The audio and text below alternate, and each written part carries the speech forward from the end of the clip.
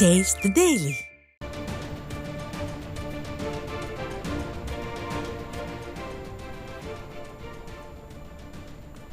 அண்மை செய்தி. தமிழகத்தில் கடந்த 24 மணி நேரத்தில் 7 கொலைகள் நடைபெற்று ஒட்டுமொத்த தமிழகத்தையே நிலைகுலைய செய்துள்ளது. இதுகுறித்த கூடுதல் விவரங்களை நமது தலைமை செய்தியாளர் ஜெயக்குமார் வழங்க கேட்கலாம். வணக்கம் ஜெயக்குமார், கூடுதல் விவரங்களை வழங்கலாம். வணக்கம் சுரேஷ். தமிழகத்தில் கடந்த 24 மணி நேரத்தில் 7 கொலை சம்பவங்கள் அரங்கேறி ஒட்டுமொத்த தமிழகத்தையே நிலைகுலைய வைத்திருக்கிறது. மக்கள் அச்சத்தோடும் அதே போன்று வேதனையோடும் இருந்திருக்கிறார்கள். ஸ்டாலினுடைய திமுக ஆட்சியில் கொலை பட்டியலில் தமிழகம் முதலிடம் பிடித்திருப்பதாக மக்கள் பீதி அடைந்திருப்பதாக அந்த பகுதியில் இருக்கக்கூடிய அந்த காட்சிகளை பார்க்கிற பொழுது நமக்கு தெரிய வருகிறது.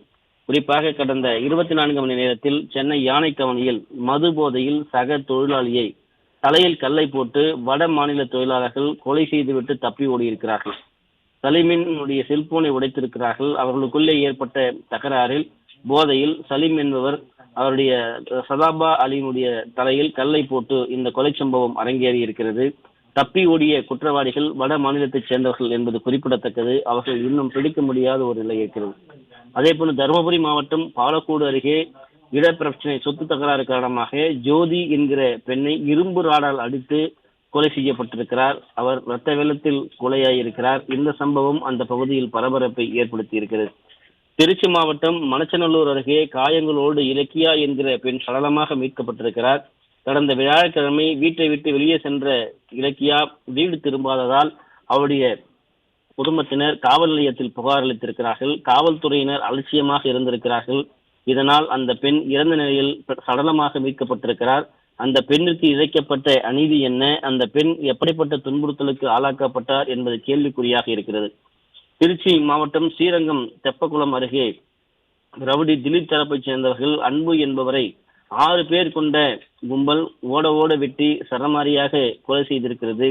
இரத்த வெள்ளத்தில் கொலை செய்யப்பட்ட சம்பவத்தில் அந்த பகுதியில் பரபரப்பையும் அச்சத்தையும் ஏற்படுத்தி இருக்கிறது. தூத்துக்குடியில் பிரியாணி கடை உரிமையாளர் சிவா அவரது நண்பர்கள் மது போதையில் கழுத்தை நிறுத்து கொலை செய்யப்பட்டிருக்கிறார். இந்த சம்பவம் அந்த பகுதியில் பரபரப்பை ஏற்படுத்தி இருக்கிறது. திருவண்ணாமலை மாவட்டம் கீழ்பெண்ணாத்துறை அடுத்த திருநாகத்தூர் பகுதியில் வீட்டின் வெளியே உறங்கிக் கொண்டிருந்த கார்த்திகேயன் வயது 31 என்ற இளைஞரை மர்ம கும்பல் சரமாரியாக வெட்டி சாய்த்திருக்கிறது. இதில் கார்த்திகேயன் இரத்த வெள்ளத்தில் துடிக்க சம்பவ இடத்திலேயே உயிரிழந்திருக்கிறார். தூத்துக்குடி மாவட்டம் ஏரல் அருகே பெருங்குளம் என்கிற பகுதியில் நள்ளிரவில் மது அருந்தபோது ஏற்பட்ட தகராறில் சின்னதுரை என்பவர் கல்லால் தாக்கி கொலை செய்யப்பட்டிருக்கிறார். இந்த சம்பவம் பரபரப்பை ஏற்படுத்தியிருக்கிறது. தமிழகத்தில் கடந்த 24 மணி நேரத்தில் 7 கொலை சம்பவங்கள் அரங்கேறி இருக்கிறது. ஒட்டுமொத்த தமிழகத்தையே நிலைகுலைய செய்திருக்கிறது. கொலை பட்டியலில் தமிழகம் முதலிடம் பிடித்துவிடும் போல் இருப்பதாக மக்கள் குற்றம் சாட்டியிருக்கிறார்கள்.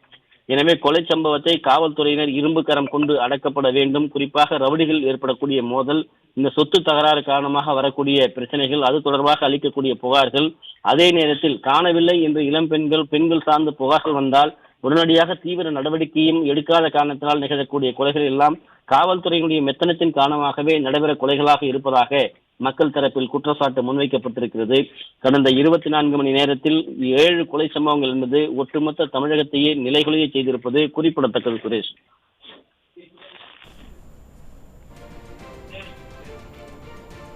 விவரங்களை வழங்கியமைக்கு நன்றி ஜெயக்குமார்.